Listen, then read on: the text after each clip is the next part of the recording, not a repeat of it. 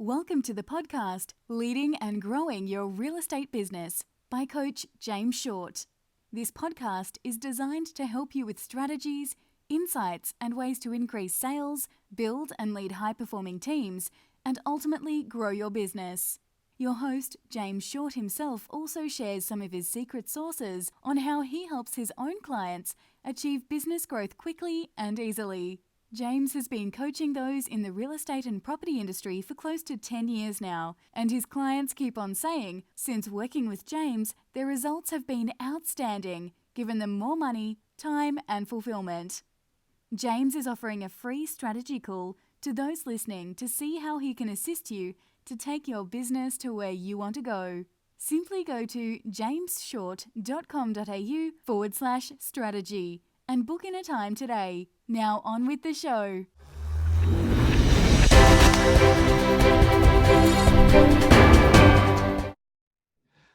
Hi guys, and welcome to another edition of Leading and Growing Your Real Estate Business. Coach James Short here, and welcome to another edition.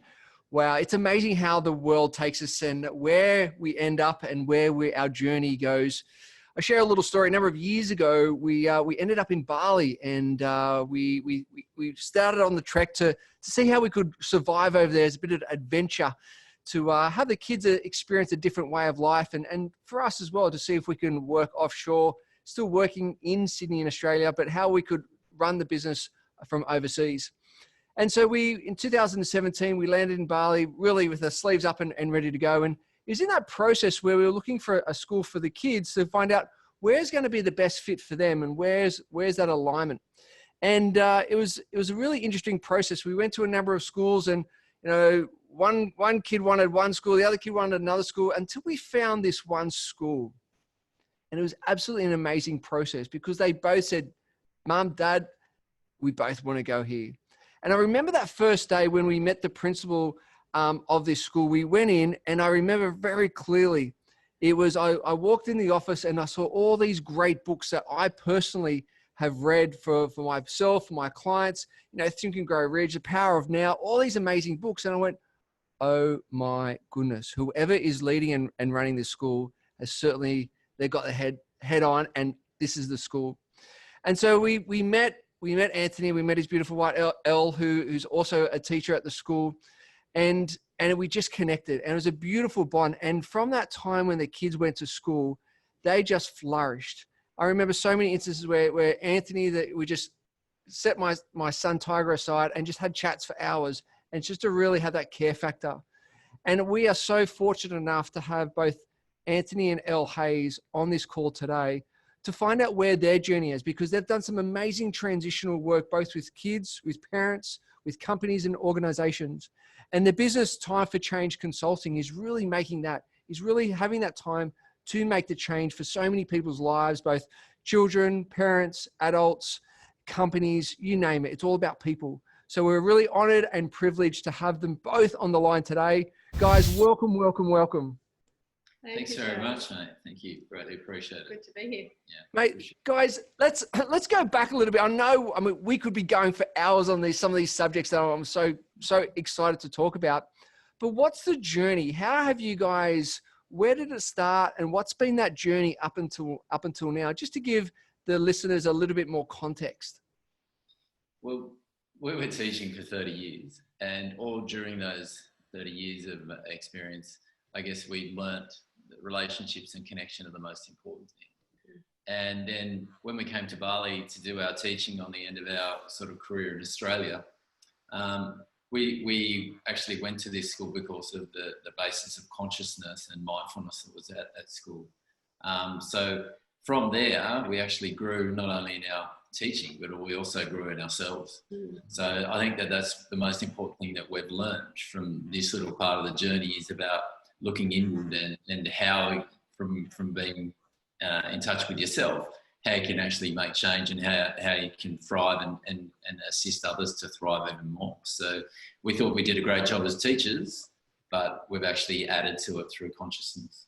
Yeah, I guess the experience of teaching here in Bali, as you know, at the school, it was a very different environment from most schools in Australia, and so we learned a lot about ourselves as people and as teachers, but then there was still a system Even above that, that's sort of still, you feel a bit squashed sometimes that the system keeps you in that box. And so, yeah, I think it was time. We realised that if we really want to get this message across and transform education in some way, we needed to step outside of the system and work from the outside in. Love hence, Time for Change Consulting.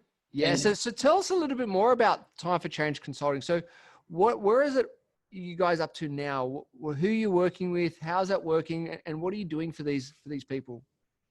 Well, we've only been going 3 months, and it's been a really interesting journey because I think we started off with an idea of what it would be, and it seems to be flowing into all of these other things, which is really cool, and we're really open to that. So we started off, we've been doing some work with children, so children's therapy and children's coaching.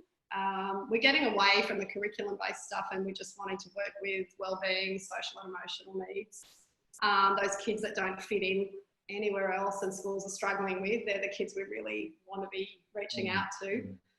So we have, a lot of kids on the agenda, but then we realised that if we want to make change for the kids, sometimes we need to access the parents and the teachers. So it kind of it's flowed from there into doing conscious parenting courses, parent coaching, and then we got sidetracked again and went on to relationship coaching, which was a really cool experience that we loved. So we're like, we can do this as well because the model of consciousness is all the same. Yeah, so just give us a call, mate, if you have any problems, okay? Done. Speed dial. Yeah, right. Times that we got. Yeah, exactly right. So it's kind of expanded from this idea that we had into, and what we realised is what we created as a model of consciousness. And so we have a process where we start with the person as an individual, and then we go to connection, understanding, empowerment and involvement. So we sort of set up this model, and we realised that we can use that model in any relationship. And so the business can potentially go anywhere with that model. And there's such a large scope, right? Because you go from self to child to parent to adult to, or even if you look at it as a company, as an organization with its own entity, you can still go through those different levels, which is truly amazing. Exactly what we thought when we set up the model. We're like, this is actually a model for our business and for us personally as human beings. Absolutely. So, yeah. So if we've discovered through learning and discussions and clarifying things that consciousness can be the basis of anything. With connection with people, and like Elle said, the model is just so good. And like I was just reading a little bit of Stephen Covey. Like one of your questions was about mentors. He was one of my mentors for many years, and I'm just starting to come back to it a little bit and about the spirit. There was 4 intelligences he spoke about, and the spirit was the driver of all. And that's an amazing thing to realise, that if you don't have the spirit right or the connection with yourself, I just find now that, if you start it from your values and that as your basis, there's your conscious points that actually drive the other areas of your life, whatever it is, whether it's family, business, whatever. So true. So obviously you guys have walked a journey. There's been some highlights, there's been some challenges. I'd like to get a little bit personal here in relations to looking at some of those challenges, because I think it's always nice to share some of those challenges that you've come through the other side, and you look back and go, wow, that was an interesting time, but it has helped me, shaped me, guided me to where I am today. What are some of those challenges that you could share that you've come through the other side that has made you to, I guess, who you are today, that has shaped you to where you're moving forward? You go first. Yeah. Oh, I was going to say, do you want to share? Challenges. Wow. Well, challenges, I guess, currently, as in setting up a business in a foreign country was an interesting challenge. Even working in Indonesia, it's a beautiful place, but it has challenges because things are very, very different from other places. You learn a lot of acceptance, and you learn that everything's not going to happen. That's right. Just cool. Lower your expectations and things will happen in the right time. But I think personally, as far as challenges go, for me, I guess being stuck in the system of schools and wanting to help schools and education can just become an all-consuming profession if you let it, and we did. I know I did personally. found it hard to really switch off because you're constantly thinking about those kids. And, you know, when we started teaching 30 years ago, you may have had 1 or 2 kids in your class with a lot of family issues and things, but now it's, you know, it's half or more. And so creating that sort of very personalised, caring approach with 15, 20 kids out of 30 is really, really draining. Yeah. And so I felt, you know, in the end, I was suffering from anxiety. I'd wake up in the morning and I'd be just stressing constantly because you couldn't switch off. It was really, really hard to switch off. So discovering mindfulness and being a lot more conscious about those types of things has sort of helped Awesome. for that. But it also pushed us into that business because we were like, we can't keep beating our heads against a brick wall in a system that it just isn't supporting what we believe is the right thing to do for kids. Yeah, and I guess that's the thing that I want to touch on a little bit, is that feeling of frustration in the fact that our values weren't matching a system value of connection and belief in unlocking everyone's talents, Human potential. their human talents. It was about putting young children into boxes and expecting them to do things that and teachers as well, that didn't really match with the values of what teaching was about. It was a system of standardized testing. It's a system of this. And that's, I guess, we don't want to focus on that. We want to actually move ahead to how we can change it, because if you're putting the energies on the past, you're not going to get anywhere. Yeah. But, you know, one of the frustrations for me, well, ultimately I was a principal in Australia, and I had a massive depression episode because of I felt the absolute massive gap between the expectations of standardization to the expectations of actually supporting and growing children and letting them be, and actually giving them a childhood rather than just a standardized version of what was supposedly what they looked like. Yeah. And like that every child at 8 years of age should be this, you know, that's what the feeling was. So it's sort of, that was one of my big challenges. And I guess through consciousness and through connection with meditation and meditation and yoga and those things, that I've come a long way. I still have, like I was saying, still have anxiety and still have those days of but now I'm more aware of it and you can actually feel it. So those challenges have been there, but it's and you've got tools now, right? And you've got strategies on how to work through it, where maybe in the past it was a little bit different. And I guess that's where and this is where I asked the question that I'll lead to a success question in a minute, is we take our challenges and we go, cool, how do we not want more of them? But how can then we learn more about them? And then the next minute we're living it and breathing, and then how can we share them? And it's a beautiful transition, I find, time and time again, where it's like, cool, I've learned something new.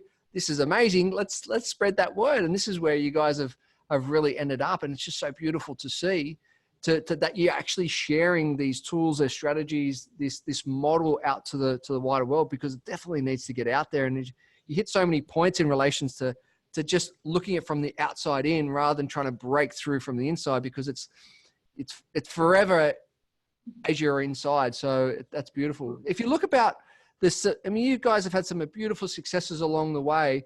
And if you look back, what are some of those turning points for you both in relations to some of those successes? I guess you talked about Ty, your young fella. Those successes are those conversations, and it's those little things that really, really make a difference. And when you start to realize that, it's a pretty amazing thing. Like even just with our business now, signing up a client for 12 months or we'd like to call them learning partners, is a little success, but it keeps challenging, or not challenging, but providing that you're going in the right direction. Yeah.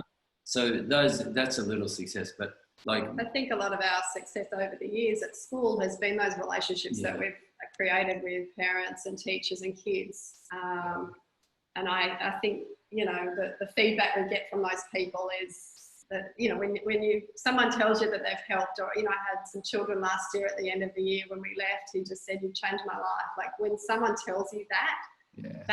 That's the success. That's when you go, okay, all of that was worth it. It all makes it. You don't need anything else, but those words just are the moment. And I feel the success of someone knowing that you're authentic, like as you come across authentically, that's one of the greatest successes you can have. And as now in our business, that's what we strive to be, absolutely authentic. And I think that if you can, continue to that one as one of your values, I think that'll be successful too. So it's just those little small successes that keep adding up. And actually, like for me, once again, it was like Elle said, in teaching, it's being connected to people. It's just those connections that you keep going. Like I used to do little post-it notes with writing, thank you for the way you interact with children. It's great to see how you give kids special, special reminders or feedback.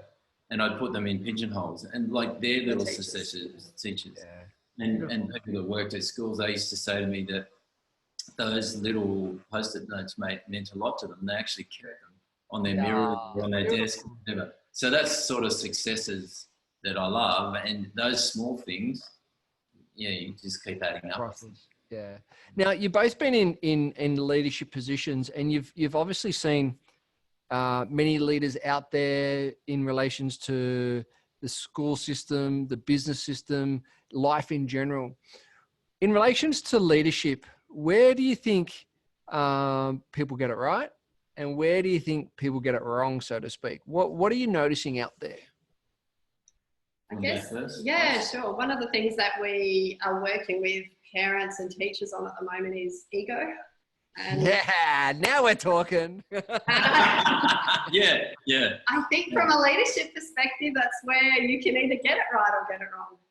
It's understanding your ego and all those beliefs and those stories and those pressures that you built up over all the years since the day you were born. And when we look at those, and we actually get people to draw, write, mind map every aspect of their ego that they can drag out. And then we take it and sit aside. It's okay, without that, who are you? And I think we operate too often from the ego, and we forget that there's this person inside, the essence of ourselves, that we don't tap into enough. And so I think for me, when we get it right, it's because we're being authentic and vulnerable and true to ourselves and our values. And when we get it wrong, it's because we're operating from the ego, and there can be so many triggers that put us in that space. So that is so good. I love it. Yeah, beautiful answer. And also, it's a little bit like the goose that laid the golden egg story. You know how you get some golden eggs, but if you kill the goose, you don't get anything. And so it's production against the person who can produce the things for you. So you've got to get the balance right between those two. Because very short-term success, wanting all the golden eggs, and then your people burn out or whatever. So I think that balance is really important. So true. And so then moving into teams, right? Moving into teams, you've worked within teams, you've run teams, you've managed teams. Where and based from the teachings that you're practicing at the moment, particularly around the ego, how is that? Where do you see the teams that have really shine and flourish?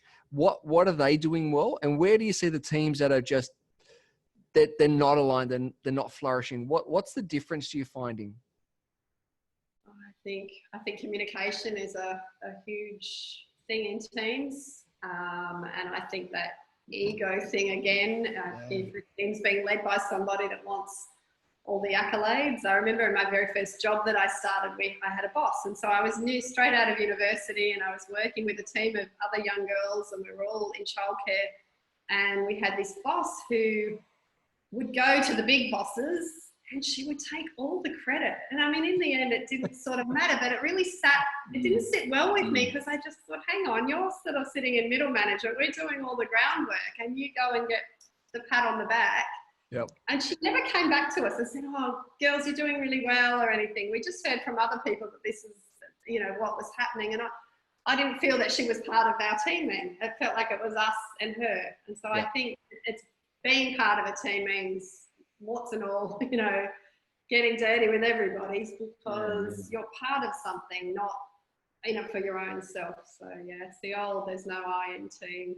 But that's for teams to be successful. We're not, in my opinion, we're not talking about just the tough stuff of setting goals. You can have the great goals and you can have processes and plans in place that look magnificent. But if you don't have what we call them the soft skills, and I think we've got to stop the word soft skills because they're essential skills, they're life skills. And for teams to flourish, you've got to have those difficult conversations. You've got to remove your ego, as Elle's talking about, because the greatest thing that breaks down teams are people's egos and the stories they tell themselves. So I think that's essential. The essential skills, need to be the part of the process. They absolutely need to be. So, we talk about adaptability. We're talking about, as Elle said, communication, resilience. So all those skills of actually being together with the soft skills. I don't like that word, but they're essential. And as the world's changing all the time, and we can't predict what's happening next week with technology or in the next few months. So we've actually got to give, and that's one of our big things we want to empower children with, is these essential skills for life, so that when things change in 20 years, because who knows what job they'll be doing, they've got those skills that are collaboration. They've got those skills. So the essential skills or soft skills. Love it. Now, we talked about mentors. You talked about Stephen Covey before. Who are some of the other mentors or people that you've looked up to, that you've learnt and you've taken information away that has really made a massive difference? Who are some of those mentors? Nice to you, mate. Good on you. Thank you. It's Goldie. I'd love to see the stuff a bit of a compliment here that you talk about with your children and that you share is awesome.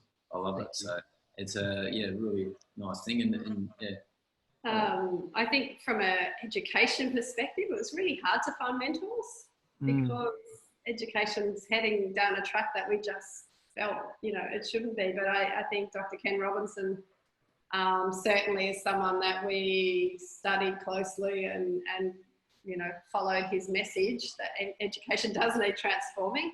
At the moment, we've got some conscious parent sort of mentors that we look up to. So Dr. Shafali's, I'm not going to say her last name correctly now. Dr. Shafali, everybody knows her, I think, if you're into parenting.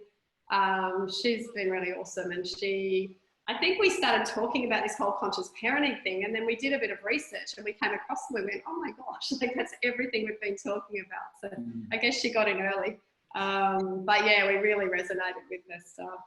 Yeah, we're doing a little bit with Eckhart Tolle at the moment, which is really interesting. We signed up for a course from the US just to sit, and we watched an hour and 40 minutes last night, which was really great to get conversations and thinking going.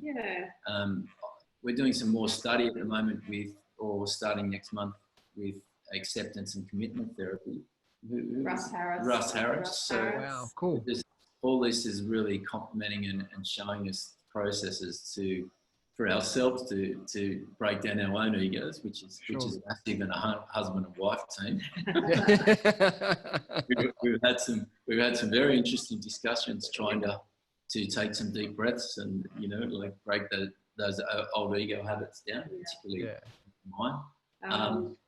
So the other mentor for me is Dr. Brene Brown. Fantastic. So fantastic. Cool. Yes, like you're saying, Stephen Covey. I went through my Covey phase, but I think I'm just seeing the wisdom of it, because I think lots of his is based around mindfulness. So it drives. So true. So if you were to give 3 pieces of advice to the listeners in relation to this work, what would those 3 pieces of advice be? We were talking about this and we thought, I guess for us, advice is really hard to give. As therapists, we're trying not to. That's right. And also feeling like really new business people, we probably don't feel like we could advise anybody other than to say, believe in yourself. We took a massive leap of faith, leaving a profession that had been our heart and soul and life for 30 years. with no business knowledge whatsoever. We just did it. We jumped off the cliff, held hands and held our breath.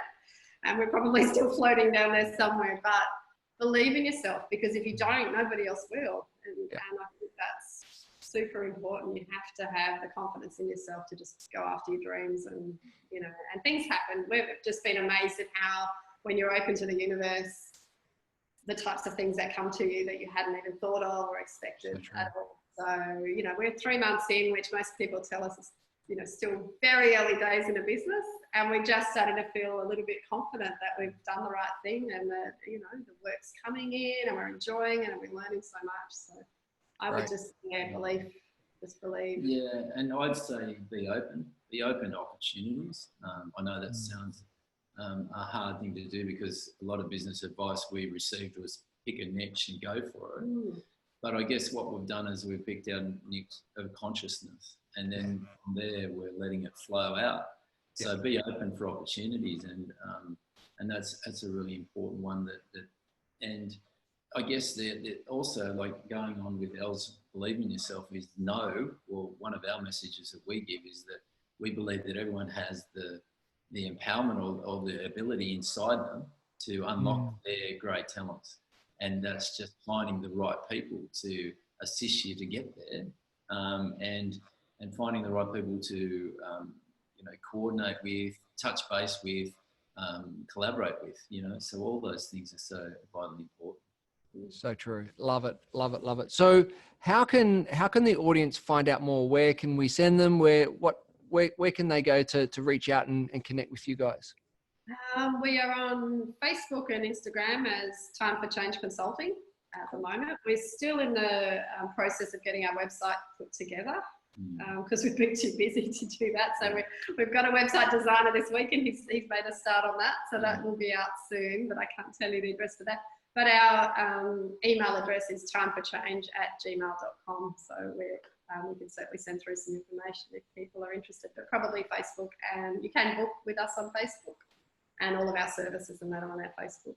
We're also on YouTube. We are also on YouTube. And as Elle and Anthony Hayes. Elle and Anthony Hayes. And we've just been doing some little take 2 videos, just chatting about connection and consciousness. Beautiful. And things. Beautiful. So there we go, guys. Go and check it out. Check them out on Facebook, Time for Change Consulting. Reach out to them. Check it out on YouTube as well. Elle and Anthony, really appreciate your time today. It's been fantastic. I said we could be chatting for hours on this stuff. It is so interesting and so intriguing, but you guys are making a beautiful difference to all those people around you. So I really appreciate your time today. Thank you so much. No, thank you very much. It's an awesome opportunity. Great to see you. And love to the family. Yeah.